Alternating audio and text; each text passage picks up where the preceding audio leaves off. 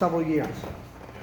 Kind of threw me off on you is that a couple years ago, these flyers got sent out.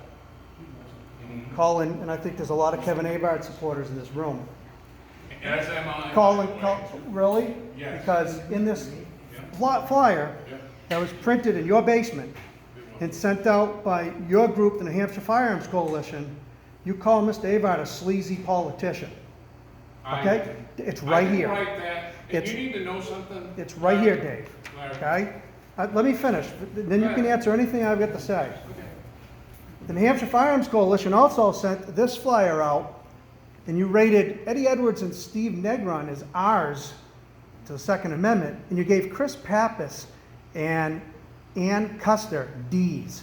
You rated them better at 2A than you did Eddie Edwards and Steve Negron, two Republicans, because why?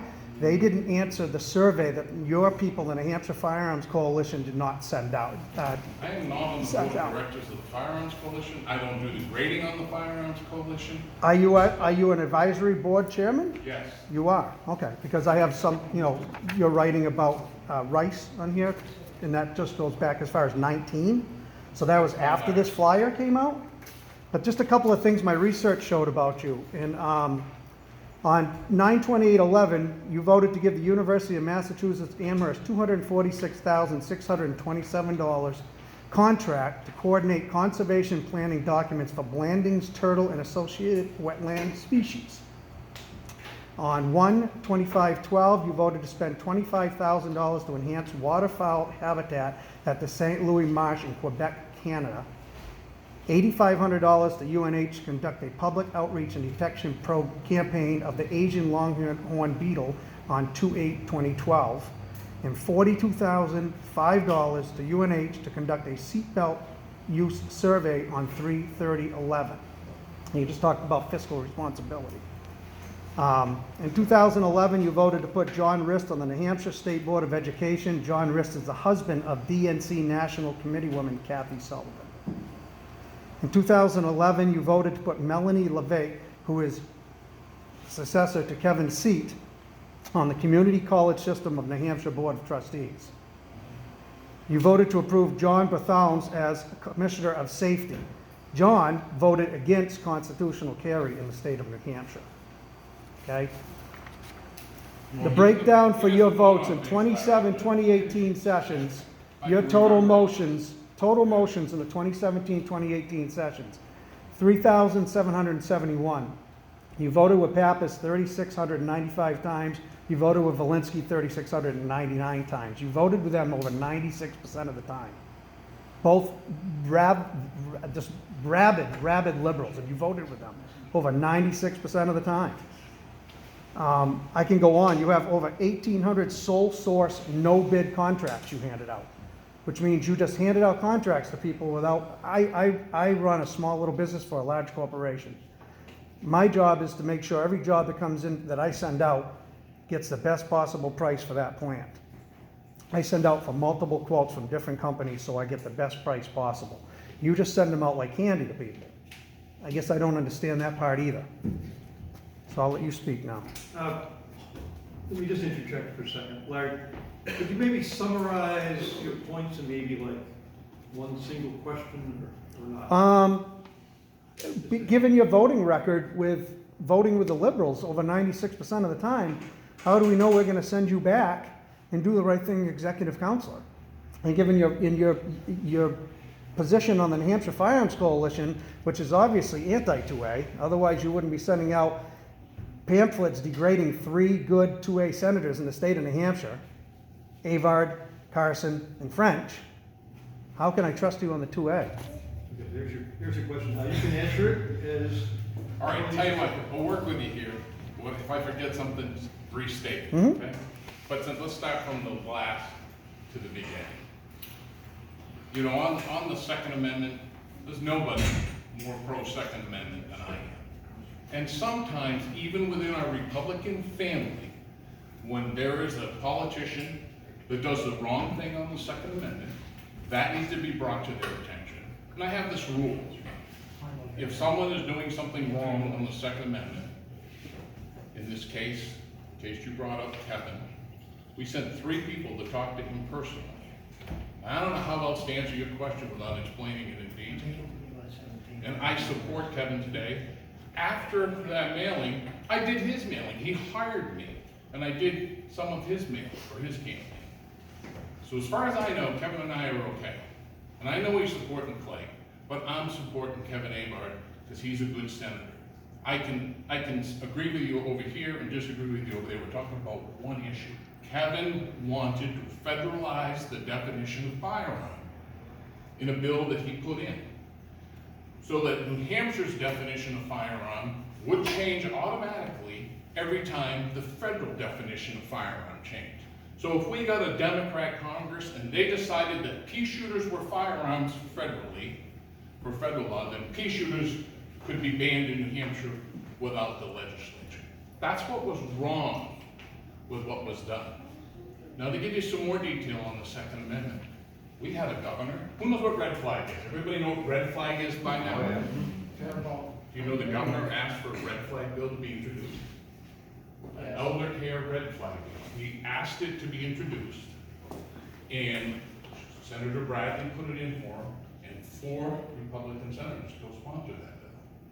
Probably really not knowing what they did, because red flag really wasn't known that you lose all your due process rights. Your firearms can be taken away on a mere accusation without substantiation, ex parte, and sometimes even without a court order, just on that accusation. That was wrong. We had 4 Republicans on that bill and a governor. And it took some time to straighten that out. But then in the end, because we're a family and we can talk to each other, and just like you're talking to me today, you think I'm doing something wrong, come kick my ass, okay? I wanna know. We go as a Republican family, we talk to each other first, that's the rule, privately. If that doesn't change things, then it moves on to publicly within the Second Amendment group. And that's the way I operate. In the end, not one Republican in the Senate or the House voted for those red flag bills. That's the elder abuse. Yes, HB 1660 is the elder care. That's the one he just recently vetoed, right? Correct. And there's one more still in the hopper that needs a veto. But there were 8 red flag bills. One was for kids, one was for adults, one of them was sponsored by a Republican in the House. And we have to settle those disagreements because we cannot allow red flag to happen. Where it counts. You know, I know you want your road, I'm trying to answer the rest of your question. You want your roads plowed? I'm not gonna disagree with the Democrats on paying the snowplow drivers. I'm not gonna disagree with the Democrats on purchasing the sand and salt put on the highway. I'm not gonna disagree with the Democrats about paying the employees on their salaries that we've agreed to. Every single dollar that's spent has to have the approval of 3 councilors in the state. And you're talking $12 billion, $13 billion in a biennium. There are things we don't disagree on. I don't know if 93% is the right number or not. I don't count them. We have 6,000 items a year to vote on. It's a lot. But I tell you what, where it counts, I am with our party platform. I'm with the Second Amendment. I am for choice in education. As I explained, I support Ada Blue. I would have supported, had I been there, the governor's most recent nomination to the State Board of Education. Barthelmess can't vote on anything. And we've had trouble with Barthelmess, especially because the state police are in charge of the instant check line when you purchase a firearm. He's dragging his feet. And my lawyer's son, who at the time was in Alaska and wouldn't issue, they wouldn't issue his out-of-state carry license before constitutional carry on time, actually left Alaska, flew down here, and sued the Department of Safety to get them to issue the carry licenses on time. That's how much we believe in the Second Amendment, and that cost him a few $1,000s. He was way up in Barrow, Alaska, to come home and do that.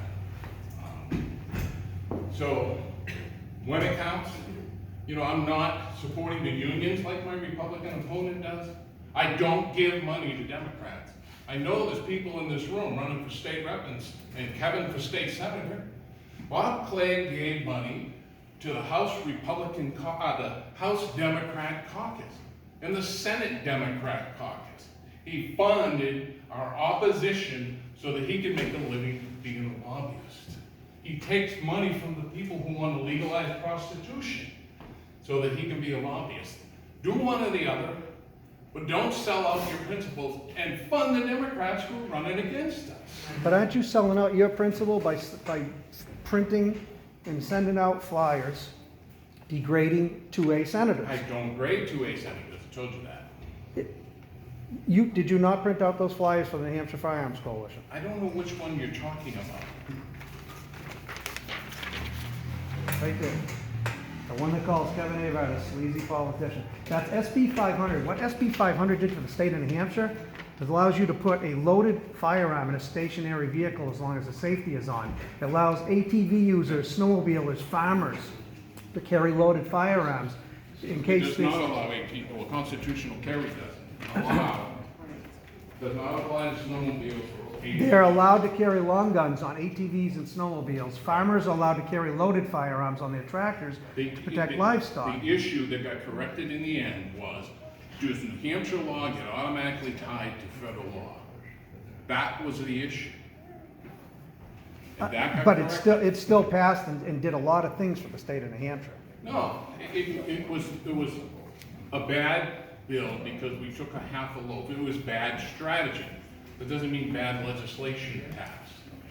Let me give you another example. Constitutional carry was a concept that I introduced when I first got elected to the New Hampshire legislature in 1988 as a state representative. I met with the lobbyist for Gun Owners of America, and he explained to me what Vermont carry was. Vermont's had constitutional carry forever. I had never heard of it before as a young legislator. So that started the conversation, well, what we have for a pistol license isn't what we should end up with. The year before I was elected, the legislature took our pistol license from a 4-year license to a 2-year license. First step I took was getting it back to a 4-year license. Then I recruited others like Senator Daniels, who said, your license will end on your birthday month. So let's say you're born in April, you apply, and the permit shall be for not less than 4 years. It has to end on your birthday month. So if your birthday's in April, you apply on May 1st, you get 5 years minus the 4 years, yeah, 5 years minus the day. Kept moving the ball ever since that day. Then we got to a situation with constitutional carry where the other side was knowing we're getting close to having the votes. They said, well, you know, if you put an age limit on it, we'll go along with it. Well, if you put mandatory training with it, we'll go along with it. And similar things like that. And the Firearms Coalition position was, no, we want a clean bill and we want it all. Now that cost us another 2 years or 3 years, don't remember which, to get a clean bill. But now, because we said no, we want this bill and kept building support and building support, it took almost 30 years to get from 1988 to passing this bill. Clean. That's the best strategy. We don't settle for half loaves. Now we have one of the best constitutional carries in the country. There is no age limit on constitutional carry, because guess what? It's constitutional for everybody. There is no mandatory training because it's your right. Got a question over in the corner? Thank you. Larry,